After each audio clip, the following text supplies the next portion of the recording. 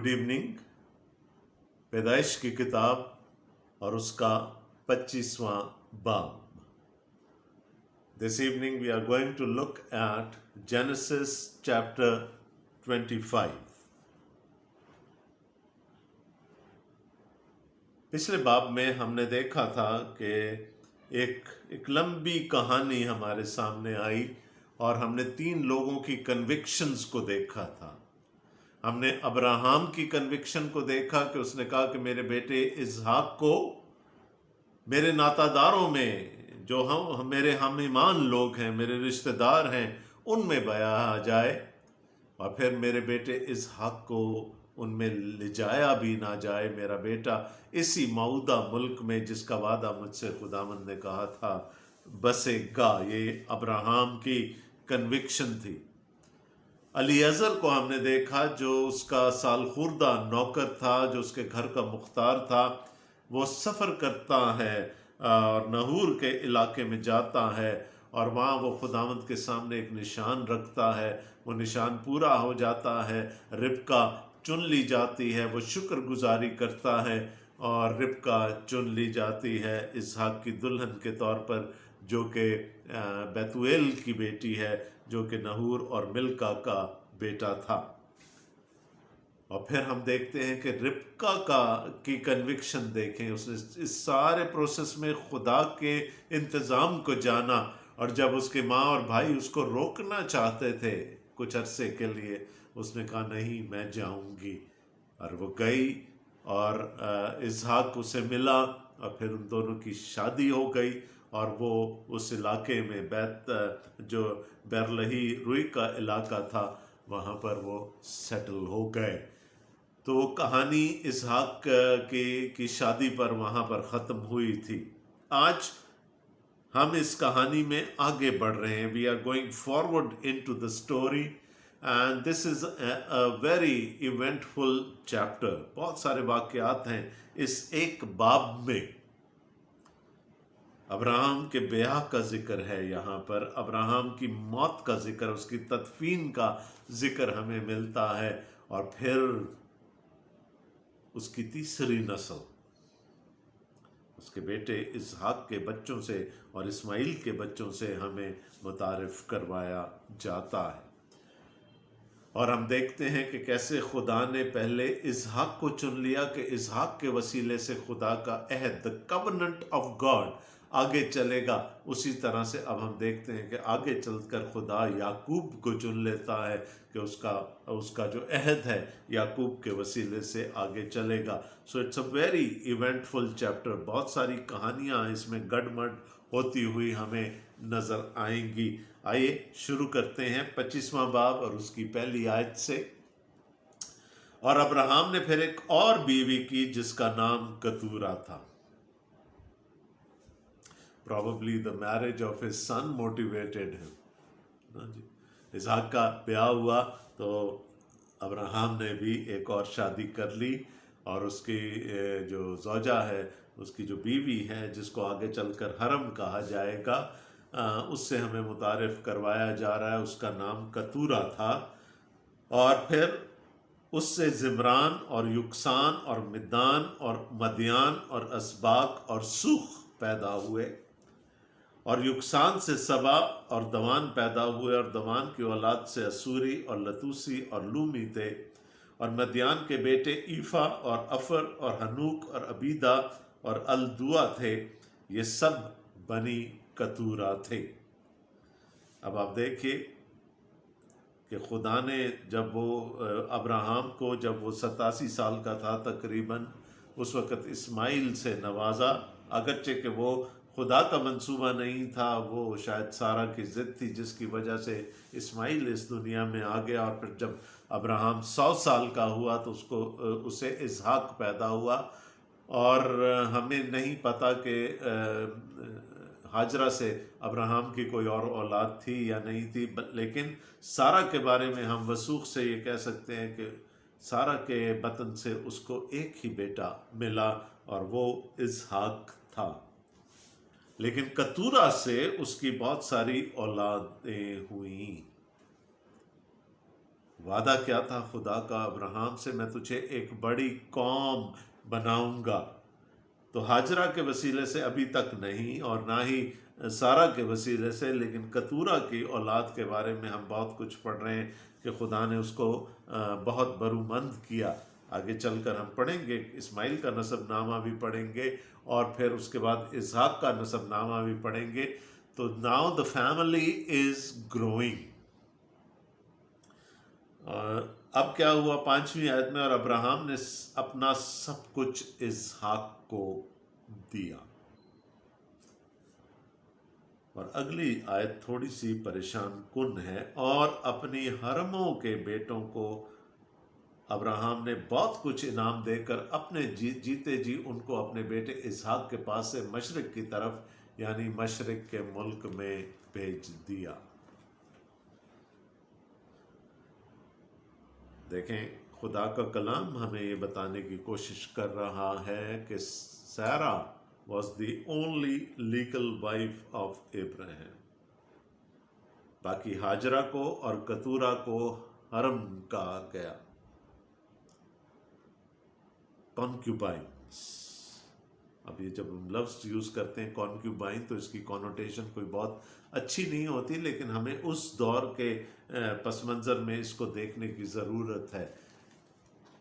ब्याया, हाजरा को भी ब्याहा अब्राहम ने और कतूरा को भी, लेकिन उनको वो स्टेटस ना मिल सका जो सारा का था अब्राहम के घराने में और अब्राहम की अपनी जिंदगी में। She was the only legal wife of Ibrahim, जिससे कि खुदा ने उसको एक वली अहद देने का वादा किया था, एक बेटा देने का वादा किया था। तो हम यहाँ पर देख रहे हैं कि उन दोनों को, कतूरा को भी और हाजरा को भी, यहाँ पर हरम कहा गया, उनको हरम के नाम से याद किया गया। और चूंकि सारा is the only legal wife, her son Isaac becomes the only legal heir to Abraham। याद है 15वें बाब में उसने क्या कहा था कि मेरा खातिम दमिश्की अलीअज़र मेरे घर का मेरी जायदाद का मालिक बन जाएगा। उसने गिला किया था खुदा से, और खुदा ने कहा था नहीं, मैं तुझे औलाद दूंगा। तो खुदा की नज़र में, अब हमने ये भी पढ़ा पिछले अब्वाब में कि खुदा उसको इकलौता बेटा कहता है अब्राहम का 22वें बाब में। तो खुदा की नज़र में Isaac is the true spiritual descendant of Ibrahim. वो रूहानी बेटा है, वो बेटा है जो अहद का बेटा है, जिससे कि खुदा का अहद जो उसने अब्राहम से बांधा था वो आगे चलने वाला है। लेकिन उसने दूसरे बच्चों को छोड़ा नहीं। कतूरा की बहुत सारी औलाद के नाम हमने पढ़ लिए। इस्माइल दूसरी तरफ मौजूद है। उन सबको अब्राहम ने कुछ ना कुछ दिया, लेकिन उसकी गद्दी पर बैठने वाला, जिसको मैं कह सकता हूँ his true descendant was Isaac. अपना सब कुछ उसने इसहाक को दे दिया। द टाइटल, द प्रॉपर्टी, जो प्रॉपर्टी तो उसकी इतनी थी नहीं, जो भी मालो दौलत उसके पास उस वक्त था, उसने सारा का सारा इसहाक को दे दिया, क्योंकि इसहाक के वसीले से खुदा का अहद आगे चलने वाला। He is the son of the covenant. The covenant is going to go further through Isaac and his offspring. और उसने क्या किया कि कहीं राइवलरी ना पैदा हो जाए, कहीं झगड़े ना शुरू हो जाएं। उसने कतूरा को और उसकी औलाद को और इस्माइल को, सबको उसने मशरिक की तरफ, यानी मशरिक के मुल्क में भेज दिया। ये सारा कुछ अब्राहम की ज़िंदगी में ही हुआ। ये जो वसीयत थी उसकी, ये जो बांटा गया जायदाद को, ये सब कुछ अब्राहम की ज़िंदगी में हुआ। 7वीं आयत से हम उसकी मौत का जिक्र पढ़ते हैं। और अब्राहम की कुल उम्र जब तक वो जीता रहा 125 75 बरस की हुई। जो जहाँ तक हम, आपको याद है वो लंबी लंबी उम्रें, 900 साल से ज़्यादा की उम्रें लोगों ने पाई। फिर वो उम्र घटती घटती घटती घटती, जो आखिरी दफ़ा हमने पढ़ा वो ये था कि 120 साल। और जिसको भी इससे ज़्यादा ज़िंदगी मिली, हमने सारा के बारे में पढ़ा, वो 137 साल की थी गालिबन जब उसका इंतकाल हुआ, 120 बरस से ज़्यादा की थी। यहाँ पर अब्राहम के बारे में हम पढ़ रहे हैं कि वो 75 बरस का था जब उसने वफ़ात पाई। तो ये सारा ब्लेसिंग है, ये खुदा की ब्लेसिंग है, ये तवीलुल उम्री। अगर कोई 120 बरस से ज़्यादा जिया तो इसका मतलब क्या था कि खुदा का उसकी ज़िंदगी में कोई मकसद ज़रूर है। और अब्राहम को भी 175 बरस की उम्र मिली। And look at him, he was very fertile, है ना, तकरीबन अपनी उम्र के आखिरी हिस्से तक he was very very fertile. तब अब्राहम ने दम छोड़ दिया और खूब बुढ़ापे में नहायत ज़ईफ़ और पूरी उम्र का होकर वफात पाई और अपने लोगों में जा मिला। He went to be with his people. He was very old by that time. God had blessed him abundantly. और ज़ईफ़ होकर, वेरी ओल्ड, ज़ईफ़ होकर और पूरी उम्र का होकर उसने वफात पाई।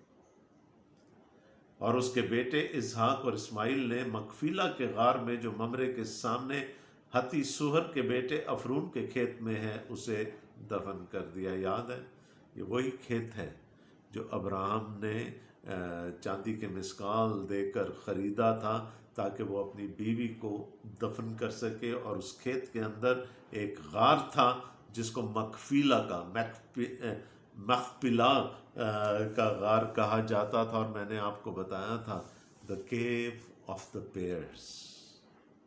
सारा ऑलरेडी वहाँ पर दफन है, अब अब्राहम को भी वहाँ पर दफन कर दिया गया। एक कपल हमें उस गार में अब हमें नज़र आता है। और ये हबरून के इलाके में, हबरून के इलाके में ये सब कुछ हो रहा है। ये वही खेत है जिसे अब्राहम ने बनी हत से ख़रीदा था। वही अब्राहम और उसकी बीवी सारा दफन हुए। और अब्राहम की वफ़ात के बाद खुदा ने उसके बेटे इसहाक को बरकत बख्शी। और इसहाक बैर लही रवी के नज़दीक रहता था। वो बरकत ट्रांसफ़र हो गई, वो अहद की बरकत ट्रांसफ़र हो गई इसहाक को। खुदा ने इसहाक को बड़ी बरकत बख्शी। ये रहता कहाँ है? ये बैरलही रवी के इलाके में रहता है। ये इलाका मशहूर है। मशहूर क्यों है? कि यहाँ वो कुआं है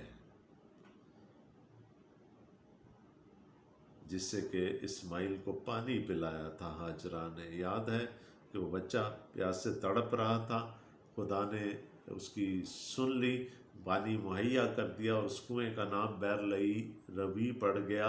और यूँ बाद में इसहाक अब्राहम काफ़ी अरसा उस इलाके में रहता रहा। बाद में इसहाक ने वहाँ पर बूदोबाश रखी।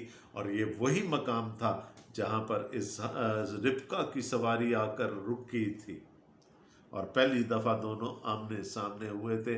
अगरचे के रिबका ने चेहरे पर नकाब डाल लिया था, बुर्का ओढ़ लिया था, लेकिन ये वही जगह है जहाँ पर उनकी पहली मुलाकात हुई थी। तो इसहाक वहाँ रहता रहा। बरकत खुदा ने बहुत दी, लेकिन वो रहता रहा उसी इलाके में। अब ये सारे वाक़यात हो रहे हैं। कतूरा का जिक्र पढ़ लिया, उसके बच्चों का जिक्र पढ़ लिया, अब्राहम की मौत का जिक्र पढ़ लिया, उसकी तदफीन का। अब थोड़ी देर के लिए कैमरा पैन होता है इस्माइल की तरफ। इस्माइल 12वीं आयत से, यह नसबनामा अब्राहम के बेटे इस्माइल का है जो अब्राहम से सारा की लौंडी हाजरा मिस्री के बतन से पैदा हुआ। वेरी ब्यूटीफुल वर्ड, बतन। अंग्रेजी में हम इसको कहते हैं वूम्ब। क्या आपको मालूम है कि इब्रानी में इसको क्या कहा जाता? इब्रानी में भी इसको बतन ही कहा जाता है। ये लफ्ज़ वहाँ से चलता हुआ अरबी में और फिर अरबी से उर्दू में आया है, बतन से। और इस्माइल के बेटों के नाम ये हैं, ये नाम तरतीबवार उनकी पैदाइश के मुताबिक हैं। इस्माइल का पहलौठा नबायूत था, फिर केदार और उयेल और मिबसाम और मिश्मा और दूमा और मसा, हदद और तीमा और यतूर और नफीस और कदमा। ये इस्माइल के बेटे हैं और उन्हीं के नामों से उनकी बस्तियां और छावनियां नामजद हुई, और यही 12 अपने अपने कबीले के सरदार हुए।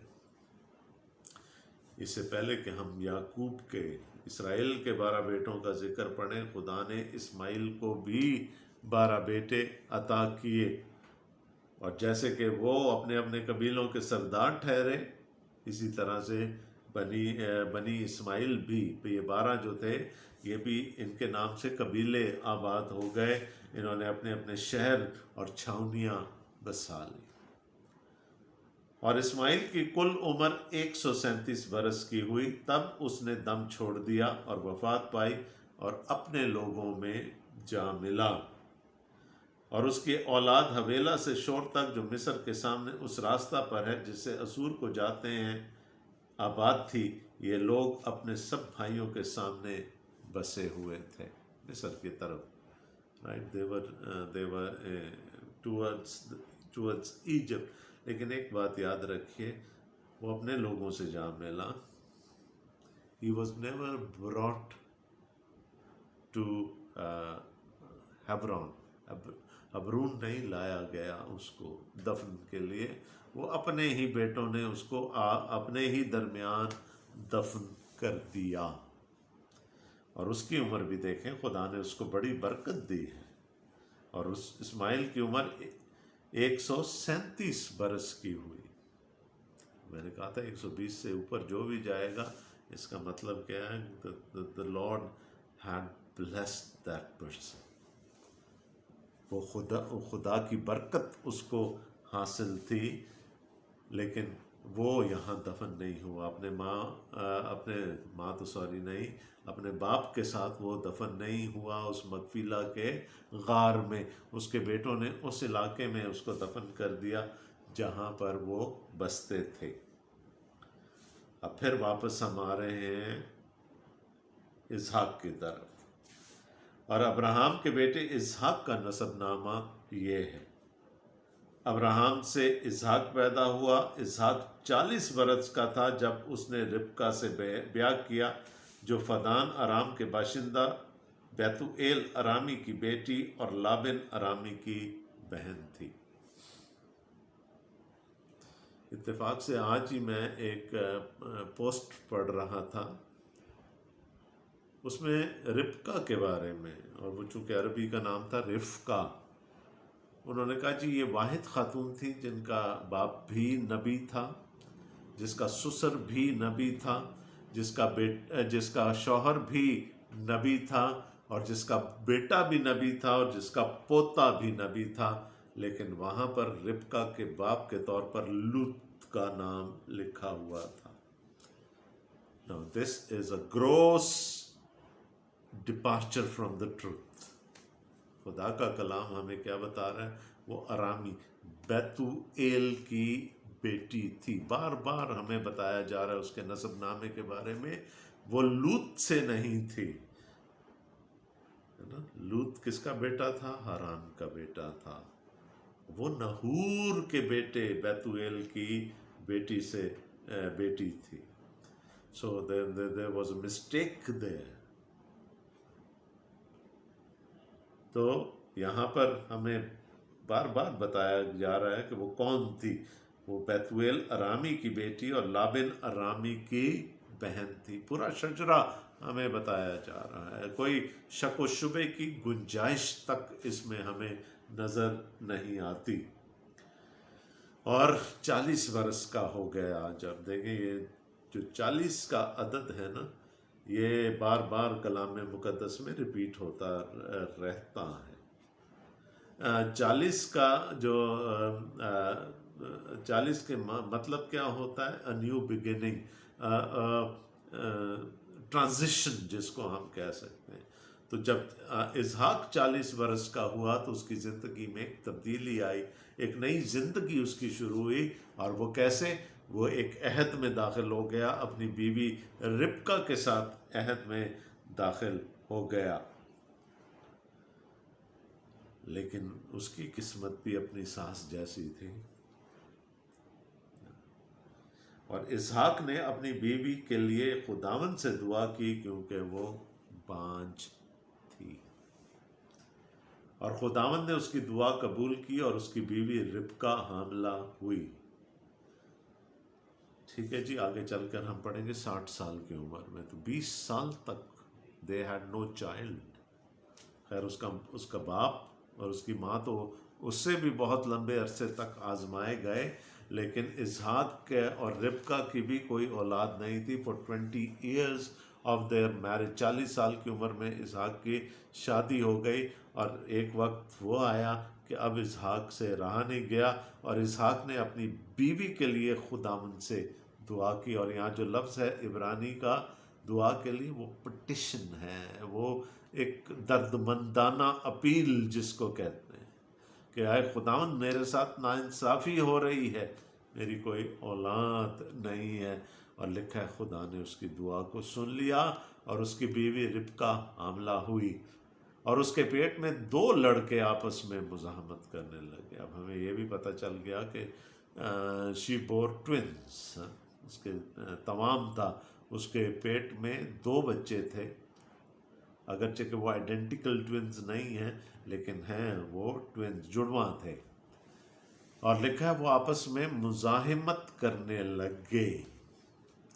اور یہاں پر جو عبرانی کا لفظ ہے وہ صرف یہ نہیں ہے کہ ایک دوسرے کو وہ دکمپیل ہونے لگی، دینگا مشتی ہونے لگی، ایک دوسرے پر بازی لے جانے کی کوشش کرنے لگے، یہاں تک کہ دوسرے کی موت ہو جائے.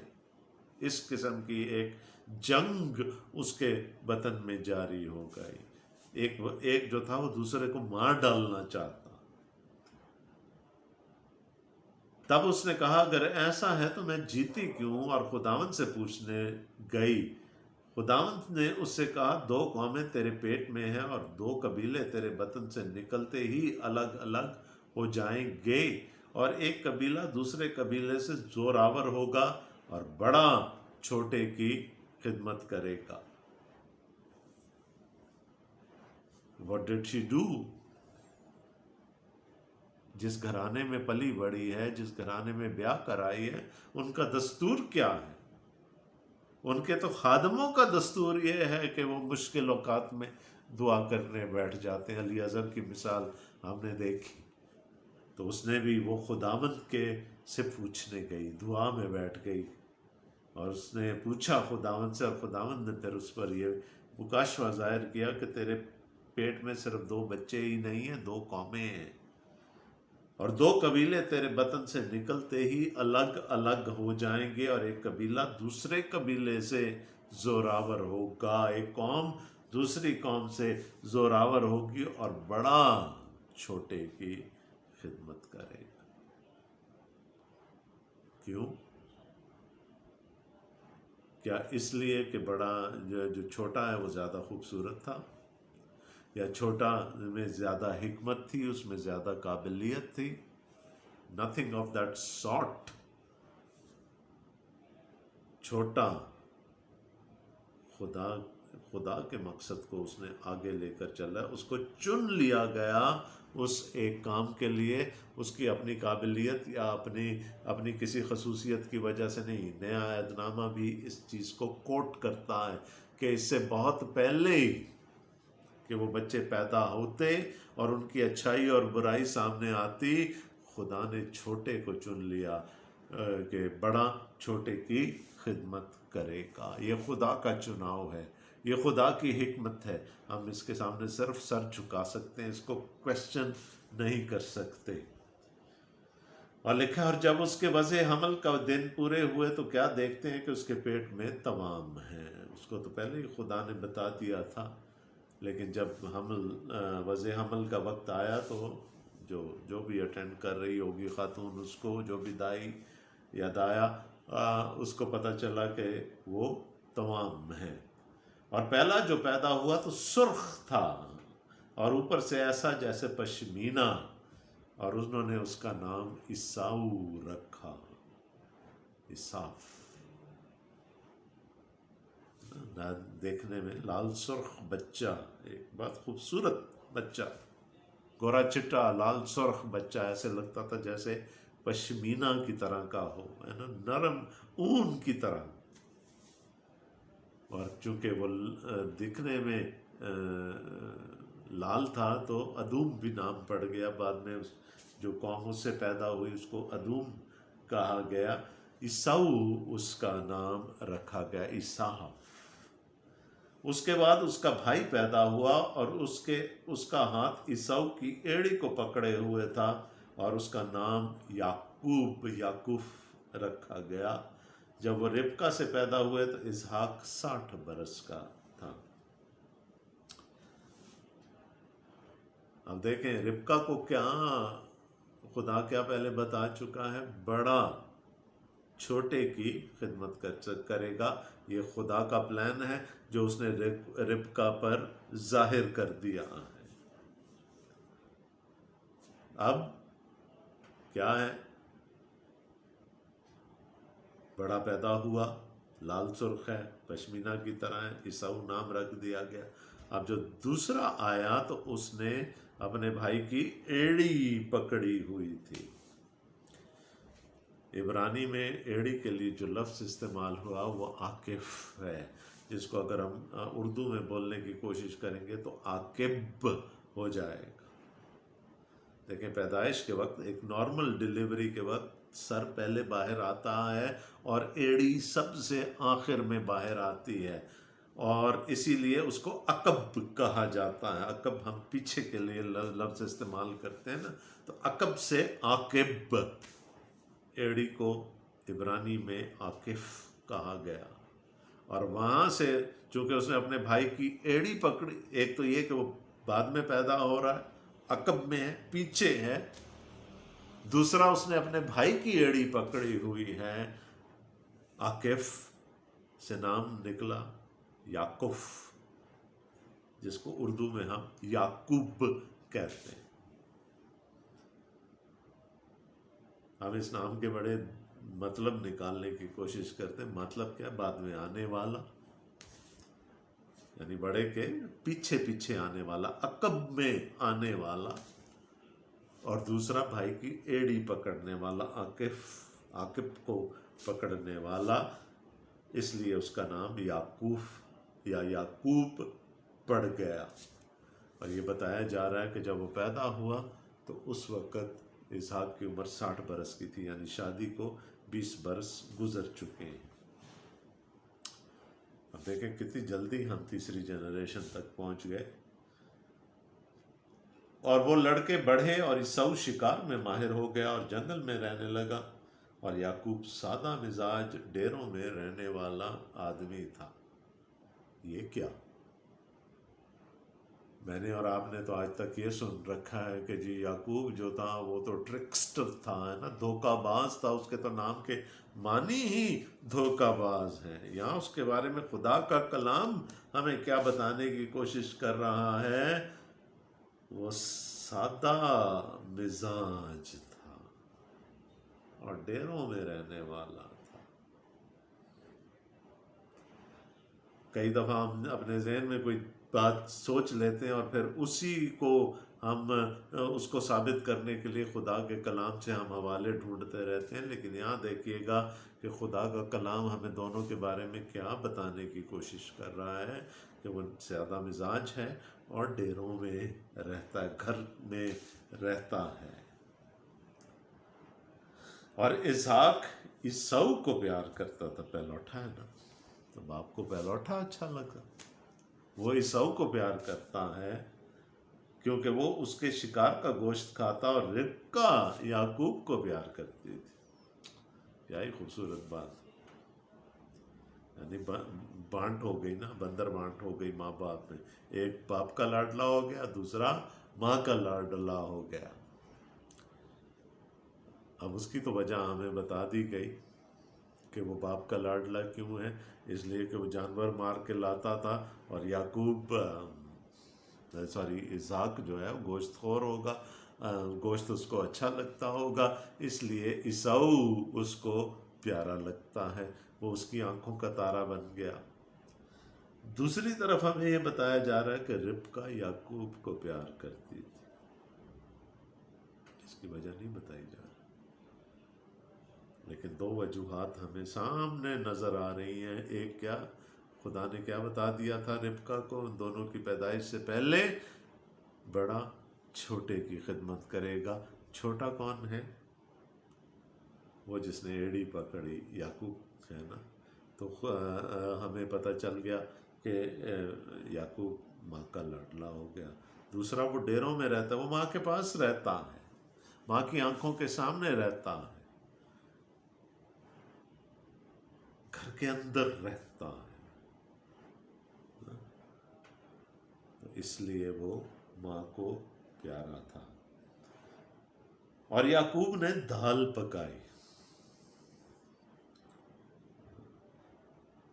हमारे बहुत सारे बच्चों को सामने दाल का नाम लिया जाए तो वो मुंह चढ़ाने लगते हैं, दे डोंट लाइक इट। लेकिन यहाँ पर याकूब के बारे में, वो शिकारी नहीं है, देखें, वो घर पे रहने वाला एक सादा मिजाज शख्स है, नहीं है। तो वो क्या है कि अब शिकार आया नहीं है, उसने दाल पकाई। और ईसाऊ जंगल से आया और बेदम हो रहा था, गालबन सा, जितना अरसा भी वो वहाँ रहा शिकार पे, उसके हाथ कोई जानवर नहीं लगा, और अब वो थक चुका है, भूखा है। और ईसाऊ ने याकूब से कहा कि ये जो लाल लाल है मुझे खिला दे, क्योंकि मैं बेदम हो रहा हूँ। इसीलिए उसका नाम अदूम भी हो गया। तब याकूब ने कहा, तू आज अपने पहलौठे का हक मेरे हाथ बेच दे।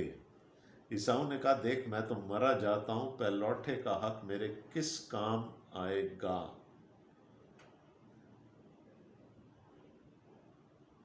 वाह, दाल के बदले पहलौठे का हक दे देना, क्या क्या ही खूबसूरत बात। अब ये देखें, और ईसाऊ ने याकूब से कहा, ये जो लाल लाल है मुझे खिला दे, क्योंकि मैं बेदम हो रहा हूं। इसीलिए उसका नाम अदूम हो गया।